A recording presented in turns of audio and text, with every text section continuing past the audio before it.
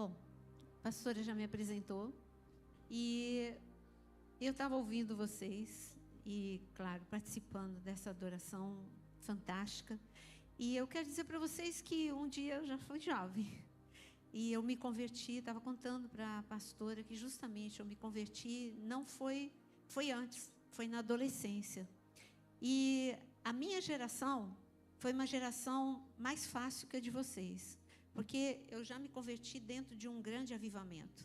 Tudo que a pastora está falando, no momento em que eu me converti, era a coisa mais comum.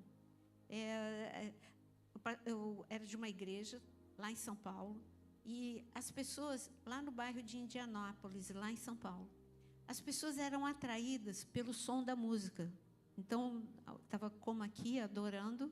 As pessoas que passavam na rua eram atraídas pelo som, e elas entravam, e elas já se convertiam sem apelo. Sabe, quando você chega nesse nível, é porque é avivamento. E eu não estou falando que era privilégio da minha igreja, é da minha geração. E tudo acontecia muito fácil, porque nós estávamos num momento que era um avivamento. Aí, quando tinha o acampamento, como o de vocês, quando teve um culto da fogueira, eu nunca vou esquecer, eu mal entendia, eu não nasci num lar evangélico, então, para mim, tudo aquilo era muito novo. Quando eu me converti, a primeira vez que eu abri a Bíblia foi justamente quando eu me converti. Até há 13 anos, eu nunca tinha uma Bíblia na minha casa, não tinha.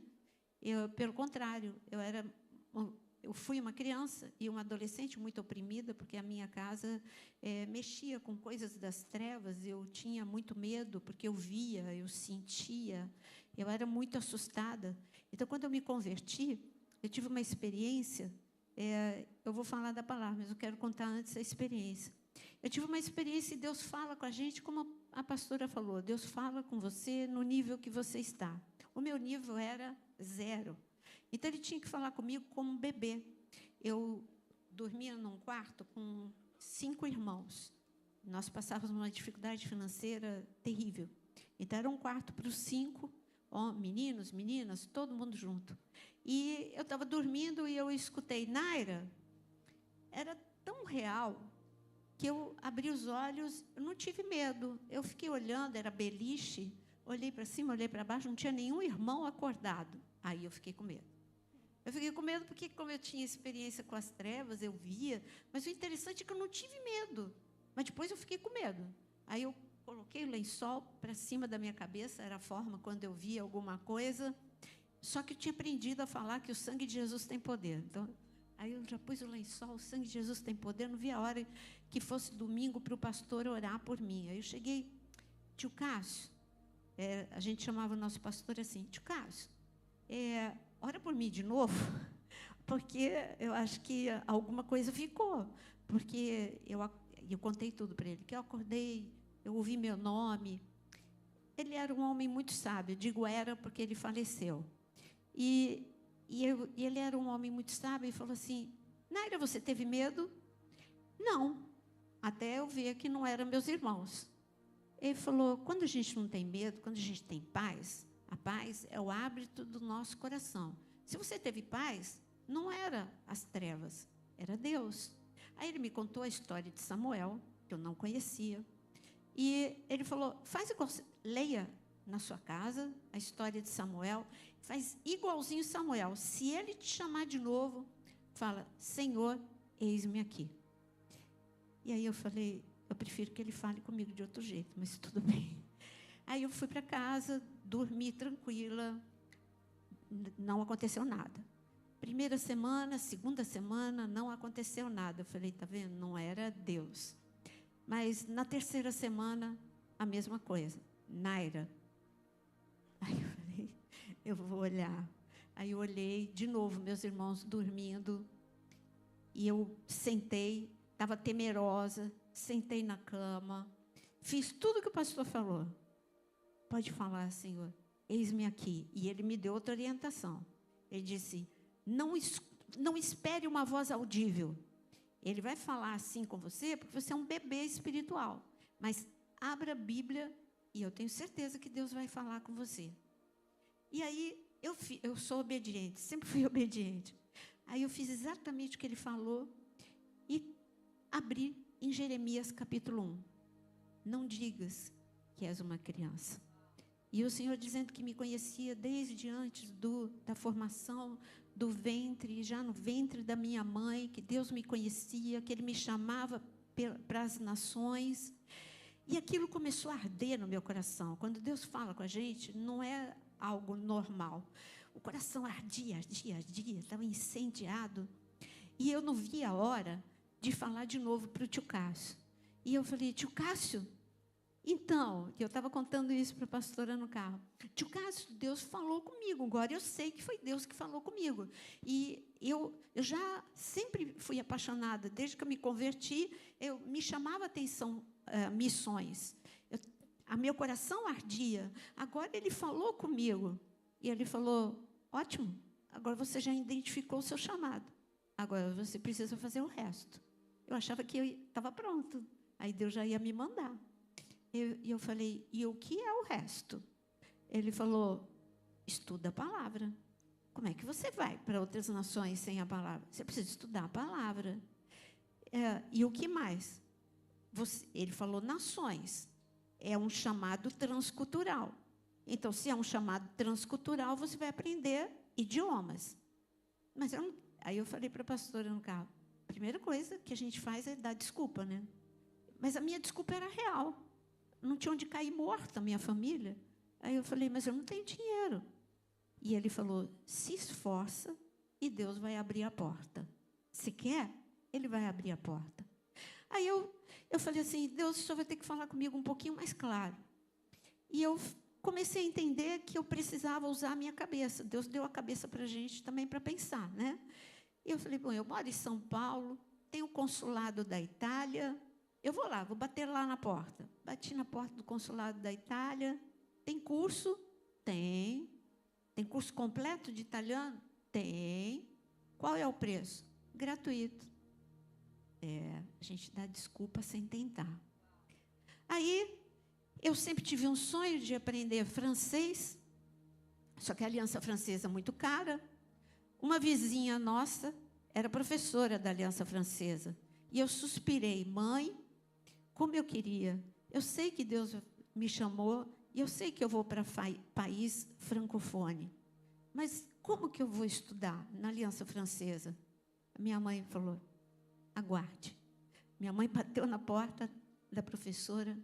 Olha, eu tenho uma filha e ela tem um sonho de aprender francês, mas a gente não tem dinheiro, mas eu costuro. Você precisa de costureira? Se você precisar, eu costuro para você o que for, em troca da bolsa de estudo da minha filha. Ela falou, que interessante. Ela falou, eu vou lá. Eu não tenho esse poder de dar-lhe a bolsa de estudo, mas eu vou fazer esse pedido para ela, lá na Aliança Francesa. Mas, se conseguir, ela vai ter que estudar 3 vezes por semana, intensivo, são 3 horas de francês, e ela tem que tirar 8, porque senão ela perde a bolsa. Eu nunca tinha visto francês na minha vida. Eu falei, eu aceito o desafio. Meu pastor falou que é para se esforçar. Então, eu preciso me esforçar. Eu tenho um chamado. Ele vai me dar capacidade para isso. Eu consegui a bolsa. E eu fiz, encurtando a história, eu me tornei professora na Aliança Francesa. De uma menina que não tinha onde cair morta, eu me tornei professora da Aliança Francesa. Fiz tudo que tinha lá dentro da Aliança Francesa e tudo com bolsa de estudo, sem nunca ter colocado o pé na França. E aí eu falei, bom, eu preciso aprender inglês, né? Aí tive uma grande ideia. Sabe qual foi a ideia? Dar aula de português para americano. De graça. Aí a gente trocava. Deus deu a cabeça para pensar. E assim eu fui criando as oportunidades, fui para a faculdade, e de repente, hoje o que eu mais faço é viajar. Aqui eu estou como pastora, normal, pregando, mas quase a maior parte do tempo é missões. Na Índia, no Paquistão, no Japão, na África, nos países da janela 10x40, que é os países, para quem não sabe o que é a janela 10x40, de menor evangelização, onde tem menos de 1% de cristãos. na Índia, eu não fui em Nova Delhi fazer turismo, fui para Varanasi, aonde é proibido, onde você corre risco de vida. E quando eu vou para esses lugares, eu tenho que usar as roupas deles. Eu não gosto de andar descalça, mas na África eu tenho que andar, na Índia eu tenho que andar. Eu não como aquelas comidas, mas eu encho a minha mala de barra de cereal, de polenguinho, de tudo que você pode imaginar para poder sobreviver. Responder ao chamado não é só dizer sim. Responder ao chamado é se submeter a um preparo. Os discípulos, um dia eles foram jovens e eles responderam ao chamado, mas eles se submeteram a um treinamento intensivo. Porque parece que hoje nós temos dois tipos de resposta para Deus. Aqueles que são como fósforo e aqueles que querem ser como tocha. O fósforo, ele queima o dedo. É tão rápido que ele queima o dedo. Se acabar a luz, você não vai pensar em acender um fósforo, porque ele vai iluminar pouco tempo e não vai adiantar nada. Ele é frágil. A luz é muito... a durabilidade da luz de um fósforo é muito pequena. E Deus não chamou você para ser fósforo.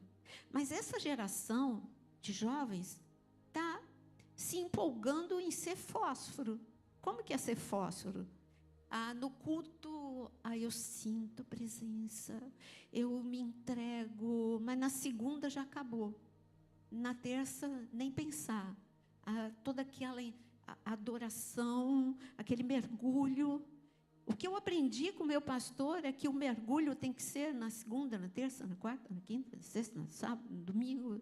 Quando eu estou no culto, eu sou renovada, mas eu preciso continuar me renovando quando eu estou sozinha, quando eu estou com ele. Senão não vai dar certo. Eu ouso dizer que vocês estão enfrentando um momento muito pior do que a minha geração. Porque o teto está baixo para vocês. E não é um teto está baixo, porque é o céu. Eu digo que o teto está baixo da opressão. O teto de bronze está muito baixo. O nível de opressão que vocês têm que enfrentar em todas as situações que vocês estão, seja familiar, seja na escola, enfim, toda a sua vida é um teto baixinho. Sabe por quê? Porque está escrito que nos últimos dias... Em Apocalipse 9 estava escrito que seriam liberados demônios muito mais fortes. Abaddon, o destruidor. E Abaddon, o destruidor, sabe o que ele está querendo destruir? O teu chamado, a tua unção, a tua esperança, a tua intimidade com Deus. Porque se ele destruir isso, tudo ao teu redor já vai ser destruído por consequência, igual um boliche. Ele não vai dar, a intenção dele não está assim, eu vou destruir o teu namoro, vou destruir a tua vida na escola. Não, destrói a tua vida com Deus, que todo o resto fica destruído. Pronto. E aí, como é que ele destrói? Esta está sendo uma geração de jovens muito frágeis emocionalmente. Eu sei do que eu estou falando, porque eu trabalho com isso. Eu trabalho com gestão emocional. E eu vou para o Japão justamente para isso. Porque ali o índice de suicídio é muito grande. E não é só no Japão, em todos os lugares. A fragilidade, tudo isso é porque, como eu falei na quarta-feira, o diabo está entrando pela janela, como está escrito em Joel 2. E ele está atacando vocês de uma forma que vocês nem percebem. Que é justamente através das redes sociais. Você nasceu para ser influenciador. Você sabia disso? Hoje nós somos uma geração que é tão fácil de ver os influenciadores. Mas quem nasceu, o primeiro a divulgar que nós precisamos ser influenciadores foi Jesus. Puxa, já naquele tempo ele falou, como assim? Quando ele falou que você é sal, você é influenciador. Aonde você chega, você faz a diferença. Tudo é sem graça, sem sal. Agora, quando você põe sal, faz toda a diferença. Você é essa diferença. Você é o influenciador porque você é a luz. A luz, onde ela chega, dissipa as trevas. Pode estar o ambiente mais terrível. Eu quero te contar uma situação. ali justamente na Índia, eu cheguei no festival de Shiva, lá em Varanasi. Tem noção? Varanasi é à beira do Gange. É ali que os algore, alguém já viu aqui algore? O que é algore? Algore são homens que, sentados à beira do Gange, vocês são, é facinho, inteligência artificial, Google, o que você quiser, você põe algore. Algore são homens que você olha, eles são cinza, eles não são cinza, eles se pintam de cinza de morto. Eles ficam endemoniados 24 horas por dia. A água deles é a urina, e eles se alimentam dos cadáveres. Gente, parece coisa de outro mundo, mas é real, pode pesquisar. Eu vi com os meus olhos. E eles amarram, vocês sabem, né, que na Índia eles jogam cadáveres ali no Gange? Aí eles amarram e eles se alimentam daqueles cadáveres. E eles ficam possesso 24 horas por dia. É algore com U. E esses homens, ali, naquele lugar, eu estava andando, eu e mais 2 pessoas, aqui está a procissão de Shiva, indo em direção ao Gange, e eu estou indo na direção ao contrária. E eu tive uma experiência que é para você ver o que é ser um influenciador nesta geração. A maior parte das pessoas, quem que estava na maioria? Eles. As trevas estavam na maioria, demônios estavam na maioria, mas eu estava com um pequeno grupo, eu e mais 2 pessoas andando no sentido contrário. Um de lá, todos eles vestidos de laranja, um deles saiu, veio na nossa direção, parece filme de terror, com o olho virado, branco, veio na nossa direção, tipo o gadareno, para atacar a gente. Gente, é algo inacreditável a proteção de Deus sobre a nossa vida. Sabe o que aconteceu? Ele bateu como que se ele tivesse batido numa parede de vidro. E ele não conseguiu nem tocar, nem chegar perto da gente. Ele fez isso aqui e parou. E aí, quando ele fez isso e parou, ele voltou para a procissão. Porque a proteção de Deus, ela é inacreditável, ela é real, ela é real. Ele é o teu escudo, ele é a tua proteção.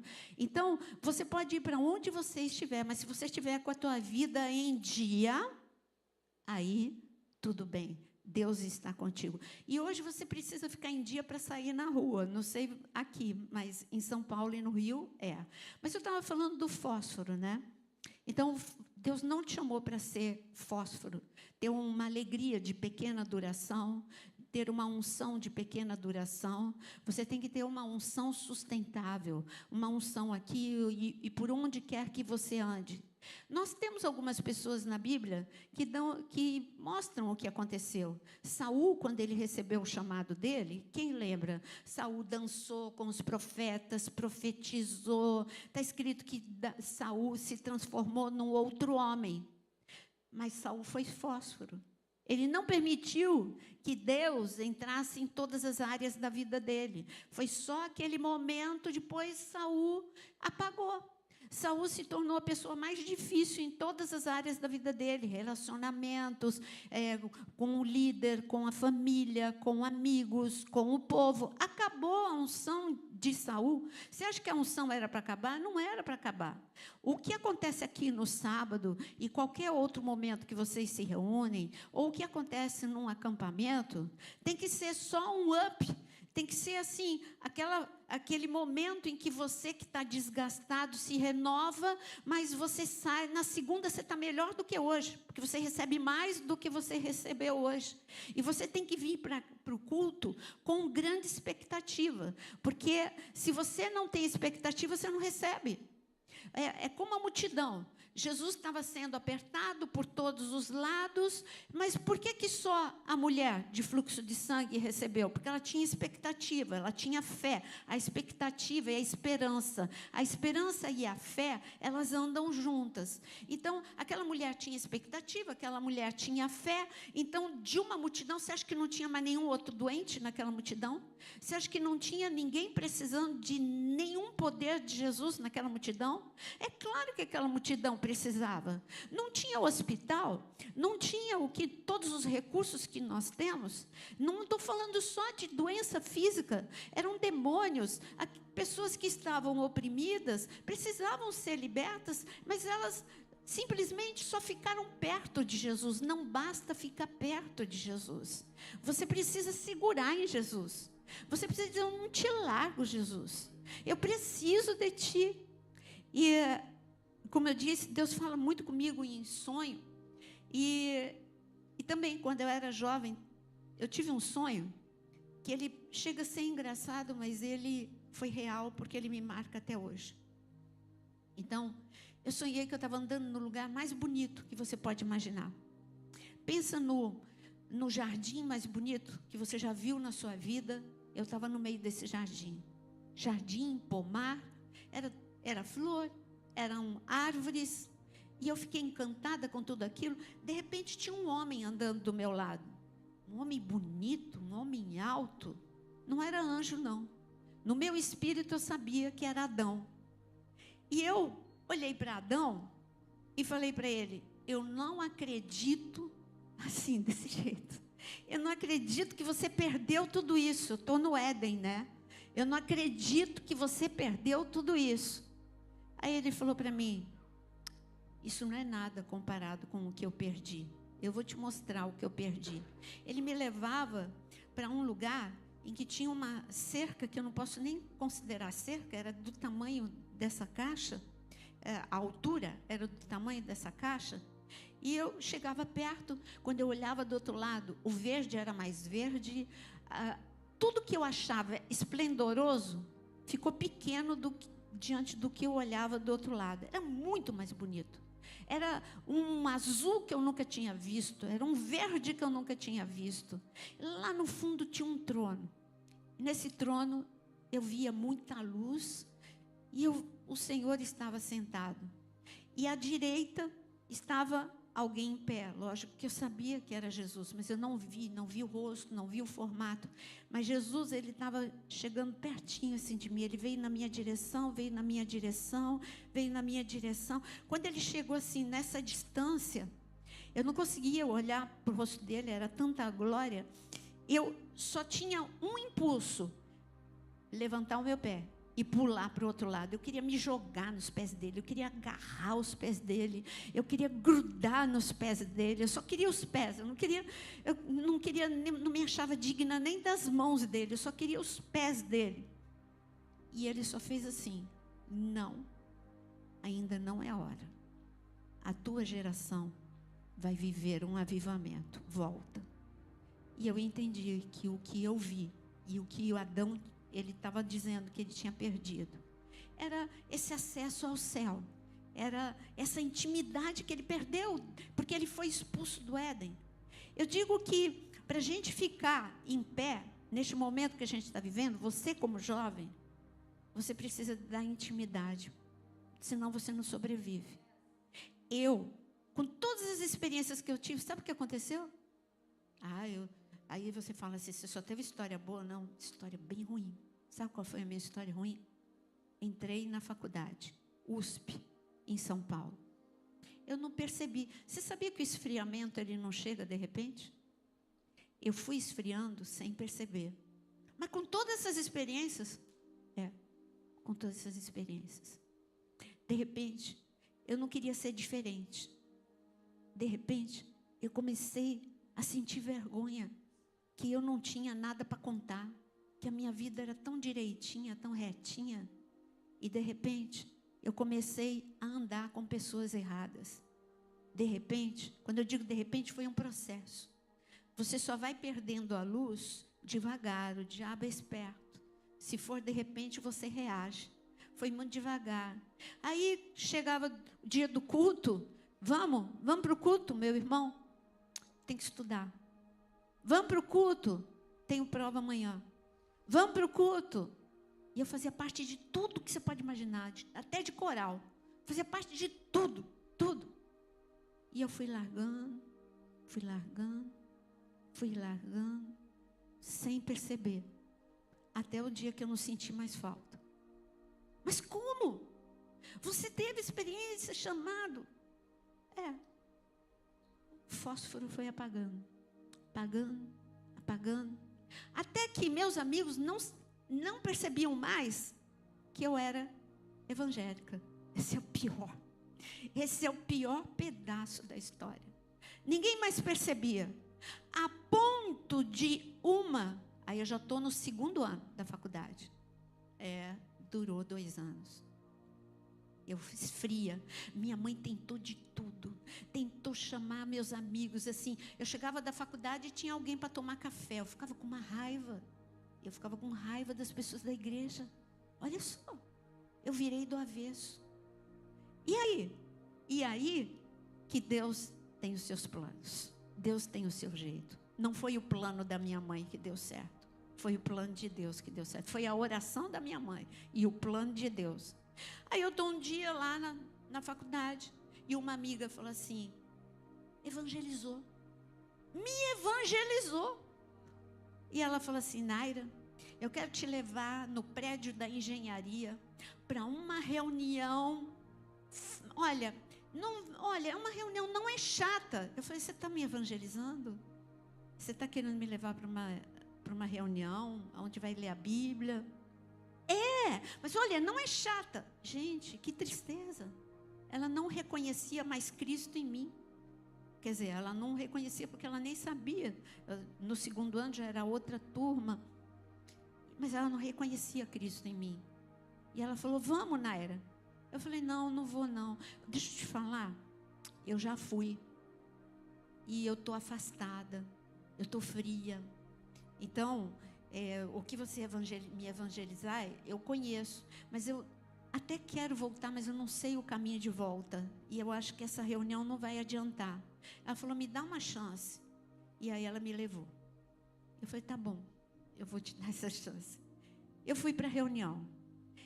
E na reunião, é lógico, quem um dia conheceu a Cristo e está afastado, é só chegar pertinho dele e vai voltar.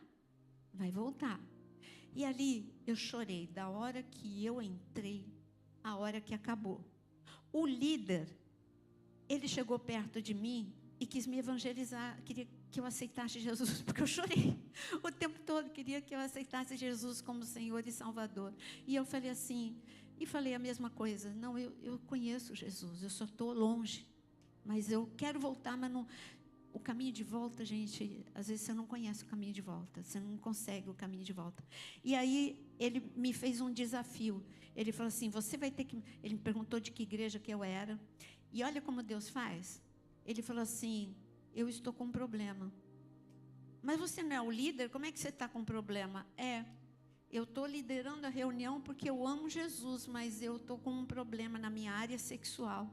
E eu sei, já ouvi falar da tua igreja, eu sei que ali eu vou ser ajudado.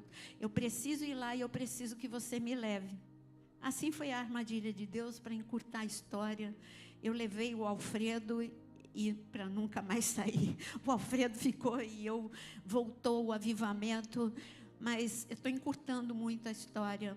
Mas é para te dizer que o que você brilha hoje, você pode perder amanhã se você não tomar cuidado. Paixão por Cristo eu tinha, mas acontece que o mundo, a gente começa meio que a namorar com o mundo muito fácil, sem perceber. E eu coloquei aqui para vocês, que eu coloquei alguns jovens para você. Sabe qual é a proposta de Jesus para você? Levítico 6:13. Ele disse que o fogo não pode parar de arder no altar. O altar é aqui o coração. Hoje você precisa perguntar para Deus qual é a medida do fogo que está ardendo no teu coração. Não vale você sentir só na hora em que está cantando. Aliás, que voz linda que as duas têm e que unção. Mas não vale só nesse momento. É todo momento. Você precisa estar com o fogo amanhã de manhã, o tempo todo, na hora que você orar sozinho. Esse fogo tem que arder na sua vida. Eu fiz um compromisso com Deus. Depois de ter ficado 2 anos e ter ido para a lama, porque eu fui para a lama. Eu fiz coisas que eu nunca imaginava. Eu falei assim, Deus, eu faço um compromisso contigo. Igualzinho no sonho. Mas agora eu vou agarrar no teu pé e não deixo mais. Olha, pode acontecer o que for, eu estou agarrada no teu pé. E assim aconteceu. Então, depois que eu voltei para Cristo, nunca mais eu permiti que o esfriamento entrasse no meu coração. Eu começava a detectar, se eu desse uma desculpa, eu brigava comigo mesmo. Não, você vai, eu estou cansado, não, mas vamos. Não tenho tempo para orar, não, tem tempo sim, acorda mais cedo, dorme mais tarde, faz alguma coisa. Então, eu brigava comigo mesmo. Então, o fogo não pode apagar. Eu vou ler para você, então, o que está escrito em Levítico 6:13, o fogo arderá continuamente sobre o altar e não se apagará. Põe a mão no teu coração e fala, o fogo tem que arder no meu coração. Gente, com esse ânimo, não. Vamos lá, fala alto, o fogo tem que arder no meu coração e nunca apagar. Uma frase ela não vai fazer diferença na sua vida. O que faz diferença é você entender essa frase e viver essa frase. Porque essa frase é um versículo. E o versículo é a palavra de Deus. E a palavra de Jesus. E Jesus é vida. Então, é viver o que você está lendo. Não pode apagar. E se não pode apagar, eu tenho que ficar medindo. Eu tenho que ver. Hoje eu estou mais murchinho. Eu tenho que colocar mais lenha. Eu tenho que colocar mais adoração. Eu tenho que colocar mais oração. Agora, quais são as armadilhas para esta geração aqui? Bom, uma armadilha, eu só vou falar de 3 jovens para você, rapidinho. Primeiro jovem, Absalão. Sabe quem era Absalão? Quem era Absalão? Filho de quem? De Davi. Gente, não era filho de qualquer um pai adorador, ele cresceu no meio da adoração. Sabe o que está escrito sobre Absalão? Pensa numa vida boa.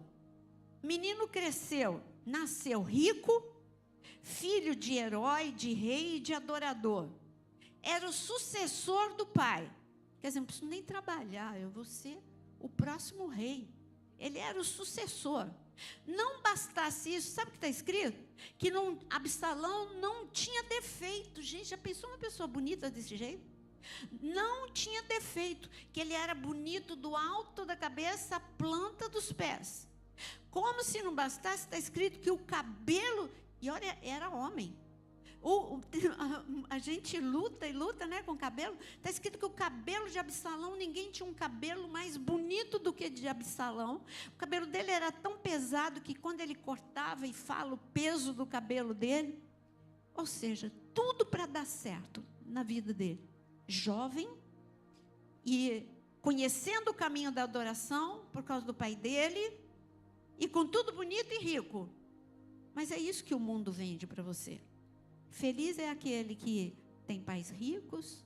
Feliz é aquele que não é bonito. É isso que as redes sociais vendem para você. Feliz é aquele que aparentemente tudo dá certo na vida dele. Mas sabe que dinheiro não traz felicidade? Beleza, ela é temporária, todo mundo envelhece, sabe? A lei da gravidade, por mais que tenha todos os recursos, todos os procedimentos hoje, a idade chega e não adianta. Então, tudo é passageiro. Dinheiro, um dia você pode ter, outro dia você não pode ter. Saúde, um dia você tem, outro dia você não tem. A única coisa que ninguém pode roubar, se você guardar, é a tua vida com Deus. Senão, e isso é o que você tem de mais precioso. E Absalão, ele não cuidou. Sabe o que Absalão fez? Ele se tornou um fósforo. Ele foi apagando. Ele foi apagando. Então, de repente, quando aconteceu um problema familiar, em que a irmã dele foi violentada, ele guardou mágoa, raiva. Primeiro foi mágoa, depois foi raiva. A raiva se transformou em ódio. E o ódio se transformou em um homicídio. Ele não matou com a mão dele, mas ele mandou matar o meio-irmão dele. Mas a vida dele só foi degringolando. E esse menino, ele tinha problema de relacionamento com o pai que ele não resolveu. E aí, como se não bastasse, ele usurpou o trono do pai. A vida de Absalão foi sendo assim, ladeira abaixo.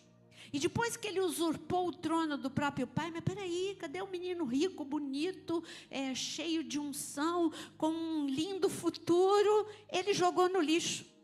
Você pode jogar no lixo o teu chamado. Você pode jogar no lixo a unção que Deus te deu.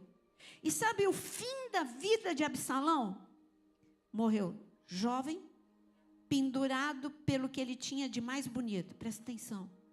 Ele morreu pendurado pelo cabelo. É o que ele tinha de mais bonito. O diabo quer roubar aquilo que você tem de mais bonito. O dom, o talento. Cada um de vocês tem um chamado. Cada um de vocês. Não adianta você me dizer, mas eu não tenho. Tem, você que não sabe qual é. Você tem um talento, Deus te deu habilidades naturais e habilidades que são os dons espirituais. Então, ele te revestiu com os dois, para o chamado que ele tem nesta geração. Então, você precisa descobrir qual é o meu chamado, então, você vai entender que se é para você pregar, ele te deu uma oratória, ele te deu carisma, isso eu estou falando no natural. E se é para pregar, ele te dê, aí é o espiritual, ele vai te dar dons, ele te dá unção, ele te dá graça, ele te dá sabedoria, ele te dá entendimento, ele te dá discernimento. Isso é a verdadeira riqueza. Agora, Absalão morreu pendurado pelo que ele tinha de mais bonito. Quantos ministérios morrem? É só você olhar. A pessoa cantava e tinha, assim, 3 milhões de seguidores. E daqui a pouco explode um escândalo e acabou tudo. Vida curta. Nós somos a geração dos escândalos. Pelo menos no Brasil é assim que está acontecendo. Parece que é um efeito dominó. Um está caindo atrás do outro, um está caindo atrás do outro. Lá no Descende, quando aconteceu, que foi pouquinho tempo antes da pandemia, subiu no altar pessoa que depois degringolou no mundo. E aí? Mas tinha milhões de seguidores, milhões, muita unção, todo mundo queria ouvir, era da moda, porque o mundo gospel tem moda também. Então, estava ali, estava no topo do sucesso do mundo gospel. Morreu pendurada por aquilo que tinha de mais bonito. Cuidado, para o diabo não roubar o que você tem de mais bonito. Ele está aí, ele veio para matar, ele veio para roubar, e ele veio para destruir. Tem um outro jovem. Um outro jovem, ele estava no lugar certo, na hora certa, e esse jovem você vai encontrar, depois você lê na sua casa, em Atos capítulo 20, o nome deles é Eutico. Paulo estava pregando, e Eutico estava lá. Eutico estava na igreja, como você está. Mas Eutico sentou na janela. Essa é a geração da distração. Porque a mente de vocês é sobrecarregada. Quase todos vocês têm problema de síndrome de pensamento acelerado. Então, você está aqui, mas a sua mente está em outro lugar. O telefone, você fica mais conectado no telefone do que, muitas vezes, conectado com o Espírito Santo. Você está no culto e está vendo o telefone. Você está, enfim, difícil. É muita coisa para te distrair. Teus pensamentos vêm, assolam a sua mente. E Eutico estava no lugar certo, estava na igreja. Se a gente trouxer para os nossos dias, ele estava na igreja. Ele estava na igreja, mas ele estava sentado num lugar perigoso. Quem é que vai à meia-noite sentar? Porque Paulo falava, hein? E quando Paulo começou a alongar, está escrito que o discurso, a pregação, o ensino de Paulo durou muito tempo. E chegou meia-noite. E Eutico sentado na janela. Se você está com sono, levanta, senta na cadeira, bebe água, dá uma andadinha, mas ele continuou na janela. Janela é lugar perigoso, gente. Com um olho você olha para Deus, com o outro você olha para o que está acontecendo no mundo, namorando o mundo. E hoje eu queria estar lá. E aí você está com o seu olho, você, ao mesmo tempo, você levanta a mão, mas a sua mente não está aqui. Você levanta a mão para adorar, eu vejo você adorando, mas Deus não vê o teu coração adorando, só vê a tua mão levantada. O teu coração está longe. E você está já, puxa, o louvor se estendeu e alguma coisa assim, tua mente não está ali. O verdadeiro adorador, ele adora com... Você já viu um judeu como ele adora? Ele adora, você vê ele balançando, porque ele adora com o corpo, com a alma e com o espírito. E é isso que Jesus disse, eu busco por adoradores. Quando você levanta a mão, você está adorando, mas ao mesmo tempo que você levanta a mão, teu coração tem que estar conectado com o trono. Ali você tem que estar adorando aquele que está no trono e que está olhando para você. Ele só tem olhos para você. Por que você não tem olhos só para ele neste momento? É tão pouco tempo para você se conectar só a ele, a ninguém mais, só a ele. Eutico, a voz de Paulo foi ficando longe, longe, longe. Pum! Caiu do 3º andar. É o que está escrito. Morreu. É assim, eu morri, eu caí do 3º andar, né? Você viu, lá na faculdade. Eu olhei tanto para a janela que eu caí. E quando você morre, o diabo aplaude e fala, matei mais um adorador, menos um para me incomodar. E o chamado, nem sei qual é o chamado dele ou dela, mas eu destruí, acabou, não vai me incomodar. Mas Deus tem sempre o seu plano de resgate. Você já viu aqueles filmes? Você está no país que tem os filmes que a gente assiste e fica emocionado. Aqueles filmes de guerra em que um soldado ficou, então vai todo o pelotão ali se mobiliza, pega o helicóptero, corre em risco de vida para pegar um soldado que ficou no campo inimigo. É o resgate. A operação resgate de Jesus é desse jeito. Ele mobiliza anjos, vamos lá, vamos resgatar mais um, vamos lá. Eu não vou deixar para trás, não. Foi assim que ele me resgatou. Vamos resgatar a Naira. Ela vai ser... Ele tinha problema, sabe do que, o Alfredo? Era com homossexualidade, amava a Deus, mas tinha problema com homossexualidade. E ele ali estava liderando, o menos provável estava liderando a reunião. E ele falou, agora é você que... Eu te ajudei, agora você vai me ajudar, me leva para o lugar certo, porque eu sei que ali vão me ajudar. E a vida dele foi resgatada, foi restaurada. A minha também. 2 feridos de guerra foram resgatados. Olha o plano absurdo de Deus. Né? Não foi o plano da minha mãe, como eu disse. Mas então é aí Eutico. Eutico morreu. Eu já falei, esse jovem, ele não pode ficar conectado. Imagina um jovem ouvindo Paulo. Paulo é chato. Paulo é velho. Esse jovem, se ele está conectado com Paulo, ele vai me dar trabalho. Melhor eu dar uma sonolência nele e ó, pum, acabou. Mas Deus falou para Paulo, não acabou. Paulo desce, e olha que Paulo estava do lado. Quem sabe quem escreveu o livro de Atos? Escola Bíblica. Lucas escreveu o livro de Atos. Qual a profissão de Lucas? Médico. Aí eu gosto de imaginar, eu imagino Lucas descendo com a maleta de médico. Tudo bem que agora ele era um missionário junto, mas ele não deixou de ser médico, né? Aí Lucas olhou, porque quem relata que Eutico está morto foi Lucas. Lucas sabe o que está falando. Ele é médico. Ele olhou, morreu. Lucas, para o mundo não tem mais jeito. Chega Paulo, tá bom, deixa eu abraçar ele aqui. Abraçou Eutico e falou, está vivo. E Eutico ressuscitou. Eutico voltou para o 3º andar. Eu quero te dizer que não importa de onde é que você caiu, Deus vai fazer voltar para onde você estava, para você ir para mais alto. Eutico voltou. Agora, você acha que Eutico, quando voltou, fica imaginando, porque o livro de Atos relata só até aí, que Eutico subiu para ouvir Paulo mais a noite toda. A noite toda. Aonde você acha, se você é Eutico, você vai sentar na janela de novo? Ah, não vou. Eu imagino Eutico na fila do gargarejo, assim, olhando para Paulo, bem na fila. Nada distraía Eutico, nada fez Eutico dormir.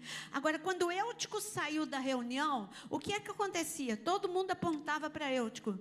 Este é aquele que morreu, mas ressuscitou. O poder de Deus está na vida dele. Ele virou testemunho na cidade toda. Você é testemunha de Cristo.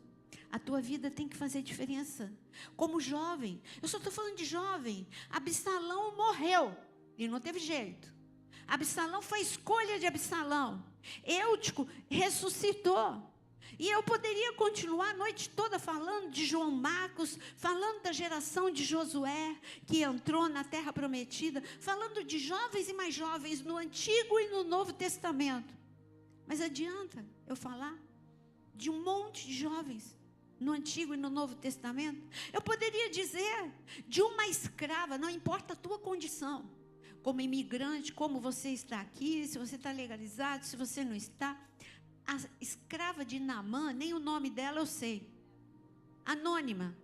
Mas sabe que essa garota, na condição desfavorável que ela estava, num país que a língua não era dela, ela não era a nacionalidade dela, estava longe dos amigos, longe da família, com saudades de coisas pequenas da terra dela. Ela, parece que a vida dela tinha sido interrompida, ela não ia ter as mesmas chances. É como os nossos jovens lá no Japão, eles achavam que eles não tinham as mesmas chances que os japoneses. Eu falei, pode parar, claro que vocês têm, é só aprender japonês. Agora vocês ficam aí na colônia brasileira, só falando português, indo trabalhar na fábrica, é claro que vocês nunca vão ter chance. Vai, põe a cabeça para funcionar, aprende japonês. Sabe o que aconteceu? Se converteu e eles começaram. E hoje, eles me dão o maior trabalho, sabe por quê? Porque eu tenho que ir todo ano para o Japão, porque o Japão dá um maior avivamento, não para de se converter japonês, porque esses jovens estão nas universidades, estão nas escolas, se converteu lá o que seria o Medina no Brasil, o surfista mais importante do Japão, se converteu, que é o Kaito, e o Kaito leva muito japonês para a igreja, e a igreja está crescendo, e a igreja está cheia de japonês. Hoje, quando eu vou lá, eu tenho que ser traduzida. Eu falava que nem eu estou falando aqui para vocês, mas agora mudou a história lá do Japão, agora eu tenho que ser traduzida, e eu estou num mundo que não é o meu, eu que tenho que, antes era eles que se viessem visitar a igreja, eles iam ter tradutor, ou o ponto de tradução, agora sou eu que tenho que ser traduzida para eles. Nem os filhos entendem mais, porque o português deles é básico, aí não entende o português da Bíblia. Então eu fico feliz da vida, porque virou a chave daqueles jovens. E hoje a escolha, ela é simples: ser fósforo ou ser tocha. A palavra é tocha. Lembra de Gideão? Mas eu estava falando da escrava, antes de terminar com a tocha. A escrava de Naamã, num mundo desfavorável, e de repente ela viu uma oportunidade. Ela tinha graça, ela tinha intimidade com Deus, ela soube o que falar na hora certa. E quando ela falou para Naamã, tem profeta na minha terra, ela falou com graça, com unção. E acabando a história da escrava de Naamã, porque tem muita coisa que aconteceu ali, uma jovem, ela mudou a história de 2 nações. Ela mudou a história da Síria, porque Naamã se converteu, o rei ficou impactado com o Deus de Israel, e Naamã adorava ao Deus de Israel lá na Síria. Você está entendendo? O testemunho de Naamã, ali na Síria, impactou a Síria. E quem foi o canal? Uma menina, uma jovem, desfavorecida. E você está falando 2 nações, por quê? Gente, aí Naamã, que era bondoso daquele jeito, porque ele queria encher Eliseu de presente. O que você acha que ele fez com aquela garota? Querida, o que você quer da vida? Quer ficar na Síria? Você não vai ser mais escrava, vou te tratar como filha. Agora, você quer voltar? Você vai voltar para Israel? Se eu ia deixar para Eliseu tanta coisa, olha, eu vou te dar muita coisa. E você acha que Naamã, herói de guerra, ele atacou Israel enquanto ele foi vivo? Nunca! Então, uma jovem mudou a história de 2 nações. Você, jovem, você está aqui com um propósito nos Estados Unidos. E você pode mudar a história de 2 nações. E você fala, mas como assim? A história da tua família, a tua história, a história de quem está ao teu redor, você está aqui não é por acaso, não é porque teve uma decisão dos seus pais, você está aqui porque Deus te plantou, porque esta nação, nós temos uma dívida, nós brasileiros, com essa nação. Eles levaram o evangelho para nós, só que eles estão meio que, sabe, com um evangelho meio contaminado, meio esfriado, e somos nós, o Brasil é o celeiro do avivamento, e somos nós que vamos ser instrumentos de avivamento aqui. Acredite, se eu falasse para a escrava de Naamã, o dia que ela foi arrancada da vida, da família dela, você vai ser um canal de Deus para 2 nações, ela ia falar, conta outra, ela não ia acreditar em mim. Mas Deus, o plano de Deus para você é desse jeito. Se eu te falar, você não acredita. É o plano que Deus tinha para Daniel, um jovem que fez diferença também em 2 nações. Porque ele é o propósito de Deus com você, jovem. O que está escrito? É o último versículo que eu quero ler para te falar de tocha. Atos 2,17. Atos 2,17. E acontecerá nos últimos dias, diz Deus, que derramarei. Sabe o que é derramar? Derramar, para mim, ela traz a ideia de transbordar. É dar com muita abundância. Eu posso encher o copo. Agora, se eu fizer transbordar, é porque é mais do que a medida. E aqui está falando, e acontecerá que nos últimos dias, diz Deus, derramarei do meu espírito sobre toda a carne. Vossos filhos e filhas profetizarão. Vossos jovens terão visões. O diabo quer te deixar cego, como ele deixou Sansão. Porque Sansão era um jovem que brincou com o pecado e ficou cego. Ele quer roubar a visão que ele tem para você agora, aqui nesta nação, nesta igreja, mas você não vai permitir, porque Deus está te dando visão profética, Deus está te dando visão do que Ele quer para a sua vida. Você não vai perder a visão. E como eu disse, Deus quer, lembra de Gideão? Gideão, Deus falou assim, olha, para vencer os midianitas, vai com um vaso de barro, só 300, vai com um vaso de barro, vai com um chofar na mão, quebra o vaso de barro, e dentro tinha o quê? Uma tocha. Quando quebrou o vaso de barro, os inimigos viram aquela luz, eles foram amedrontados e intimidados, e eles fugiram, porque aqueles jovens, aqueles soldados eram jovens, aqueles jovens não tinham um fósforo na mão, aqueles jovens tinham tocha, o coração deles era incendiado de obediência, de adoração, eles eram tocha, e os inimigos bateram em retirada, porque 300 jovens tinham tocha na mão e não fósforo. Então, eu quero fazer um convite para você. Se você quer trocar o teu fósforo por uma tocha, fique em pé agora, no teu lugar.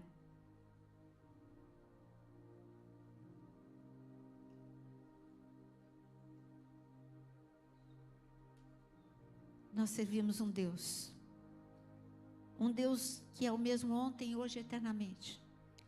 O Deus de Eutico, o Deus da escrava de Naamã, o meu Deus, que me ressuscitou também lá no meio da universidade, onde eu estava espatifada no chão, morta, minha vida sem sentido, em depressão, eu fui no fundo do poço.